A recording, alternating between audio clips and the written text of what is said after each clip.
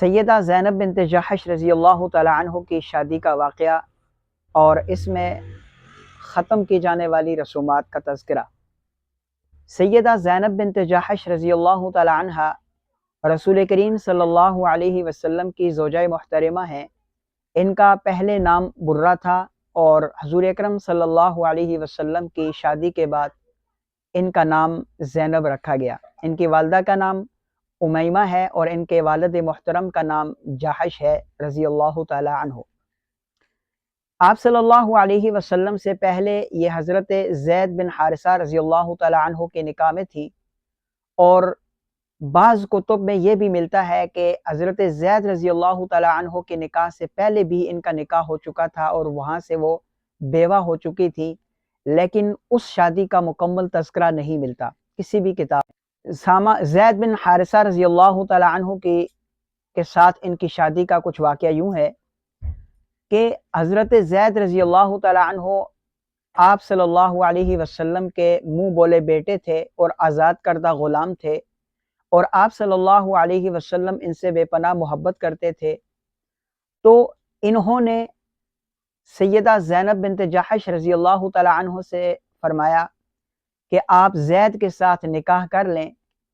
چونکہ سیدہ زینب بنت جحش رضی اللہ تعالی عنہ اونچے خاندان سے تھی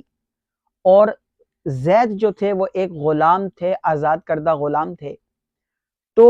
اس قوم کے اندر بھی، اس معاشرے کے اندر بھی، اس دور کے اندر بھی یہ رسم و رواج اور یہ سوچ، یہ تصور پائے جاتے تھے، ذات پات، اونچ نیچ اور یہ رسومات کا جو تسلسل تھا یہ اس زمانے میں بھی پایا جاتا تھا۔ تو چنانچہ زینب بنت جحش رضی اللہ تعالی عنہ نے فرمایا کہ میں ان سے نکاح نہیں کر سکتی، اس لیے کہ یہ غلام ہیں اور میں ایک اونچی خاندان سے ہوں۔ تو آپ صلی اللہ علیہ وسلم نے مسلسل ان سے اصرار بھی کیا اور آپ کی منشا بھی تھی کہ یہ اسامہ بن زید بن حارثہ رضی اللہ تعالی عنہ سے نکاح کر لیں۔ چنانچہ وحی کا نزول بھی ہو گیا، اللہ تعالیٰ کا حکم بھی آ گیا، رسول کریم صلی اللہ علیہ وسلم کا اصرار بھی تھا، خواہش بھی تھی، منشا بھی تھی، تمنا بھی تھی کہ یہ نکاح حضرت زید رضی اللہ تعالی عنہ سے ہو جائے۔ چنانچہ اللہ کا حکم اور رسول کریم صلی اللہ علیہ وسلم کی مرضی منشا کو دیکھتے ہوئے حضرت زینب بنت جحش رضی اللہ تعالی عنہ نے رضامندی ظاہر کی اور اس زید بن حارثہ رضی اللہ تعالی عنہ سے نکاح کرنے کی رضامندی ظاہر کی۔ چنانچہ یہ نکاح ہوا، لیکن اس نکاح کے بعد 1 سال کا عرصہ گزرا تو ان کا آپس میں باہمی وہ تعلق قائم نہ ہو سکا، باہمی جو ان کی آپس میں جوڑ تھا وہ نہ جڑ سکا اور ان کی میچ نہ ہو سکا، اور ان کی لڑائی، ان کا جھگڑا دن بدن بڑھتا گیا، آپس میں میچ نہ ہو سکا۔ تو لڑائی جھگڑا جو تھا وہ بڑھنے کی صورت میں حضرت زید بن حارثہ رضی اللہ تعالی عنہ حضور اکرم صلی اللہ علیہ وسلم کے پاس آئے اور آ کر کے شکایت کی کہ یا رسول اللہ صلی اللہ علیہ وسلم، یہ زینب بنت جحش جو میری بیوی ہیں یہ روز جھگڑتی ہے، بد زبانی کرتی ہے اور مجھ سے لڑتی ہیں، میں ان کو طلاق دینا چاہتا ہوں۔ تو آپ صلی اللہ علیہ وسلم نے فرمایا کہ طلاق دینا اچھی بات نہیں ہے، تم ان کو طلاق نہ دو۔ آپ صلی اللہ علیہ وسلم نے زینب بنت جحش رضی اللہ تعالی عنہ کو بہت سمجھایا، مگر چونکہ آپس میں میچنگ نہیں ہو رہی تھی، آپس میں ان کے مزاج نہیں مل رہے تھے، تو جھگڑا دن بدن بڑھتا گیا۔ بالآخر 1 سال کے بعد زید بن حارثہ رضی اللہ تعالی عنہ نے ان کو طلاق دے دی۔ عدت گزر گئی۔ عدت گزرنے کے بعد آپ صلی اللہ علیہ وسلم کے دل میں خیال آیا کہ میں ان سے نکاح کروں، تو زید بن حارثہ رضی اللہ تعالی عنہ کے ذریعے ہی آپ صلی اللہ علیہ وسلم نے ان کو نکاح کا پیغام بھیجا۔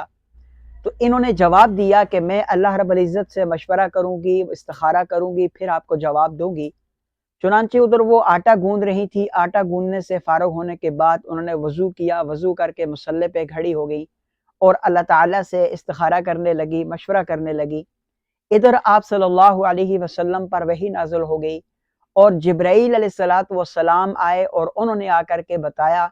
کہ زینب بنت جحش رضی اللہ تعالی عنہ کے ساتھ اللہ تعالیٰ نے آپ کا نکاح کر دیا ہے، آپ ان کو اپنے عقد میں لے لیجئے۔ یہ بات، یہ خوشخبری زید بن حارثہ رضی اللہ تعالی عنہ کو آپ صلی اللہ علیہ وسلم نے سنائی کہ جا کر کے زینب بنت جحش رضی اللہ تعالی عنہا کو سنائیں۔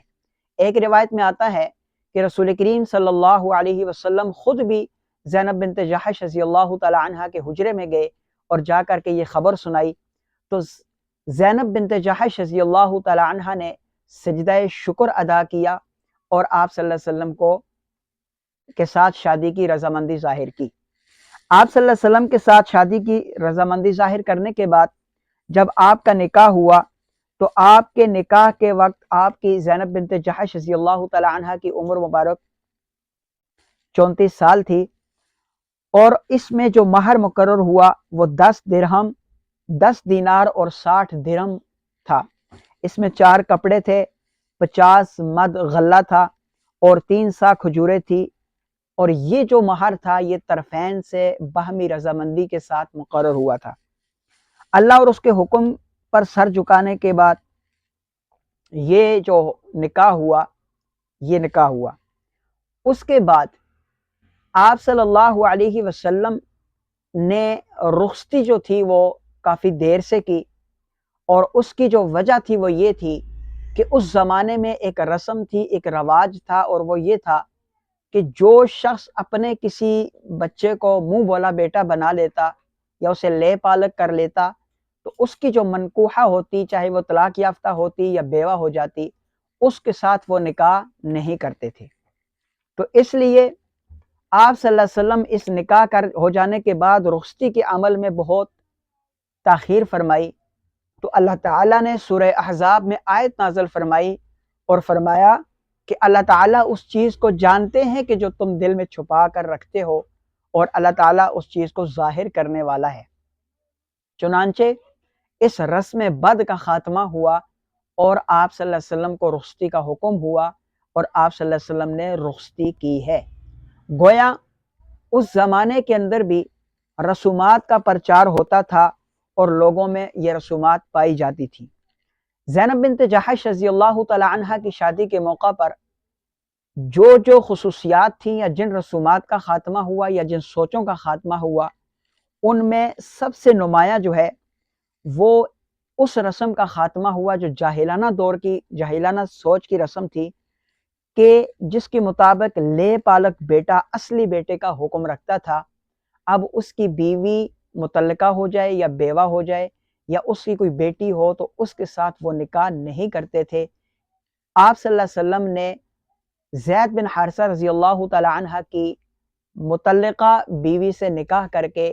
اس رسم کو ختم کیا۔ نہ صرف آپ صلی اللہ علیہ وسلم نے ختم کیا بلکہ اللہ رب العزت نے اس رسم کو حکماً ختم کروایا۔ دوسری بات، مساوات کی بے مثال منظر دیکھنے کو ملا کہ ایک غلام اور ایک اعلیٰ خاندان کی عورت کا آپس میں نکاح ہو رہا ہے۔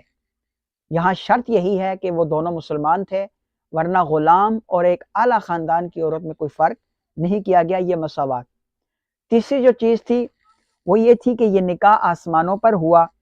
اور نکاح خود اللہ تعالیٰ نے پڑھایا، جبکہ اور بیویوں کے نکاح اولیاء نے پڑھائے۔ اس کے بعد لوگوں کو حکم ہوا کہ حقیقی باپ کے سوا منہ بولے باپ سے منسوب کرنا بند کیا جائے۔ اس نکاح پر شاندار ولیمہ کیا گیا اور تقریباً 300 لوگوں نے ولیمہ کھایا۔ اس سے معلوم ہوا کہ استطاعت کے مد نظر آپ جتنا اچھا ولیمہ کر سکتے ہیں، شریعت اس کی کوئی ممانعت نہیں ہے، تاہم قرض لے کر ولیمہ کرنا یہ کہیں سے ثابت نہیں ہے اور نہ ہی یہ جائز ہے۔ آج کل عموماً دیکھا جاتا ہے کہ لوگ سود پر قرضہ لے کر کے ولیمہ کرتے ہیں۔ ولیمہ وہی مسنون ہے جس کے اندر معاوضہ بھی نہ ہو اور وہ حسب استطاعت ہو۔ اس موقع پر حکم یہ بھی دیا گیا، چونکہ ولیمہ کھانے کے بعد کچھ لوگ آپ صلی اللہ علیہ وسلم کے گھر میں بیٹھے گپیں لگا رہے تھے، تو حکم یہ دیا گیا کہ زیادہ دیر کسی کے گھر میں فضول بیٹھنے سے اجتناب کیا جائے۔ اللہ تعالی ہم سب کو عمل کرنے کی توفیق عطا فرمائے۔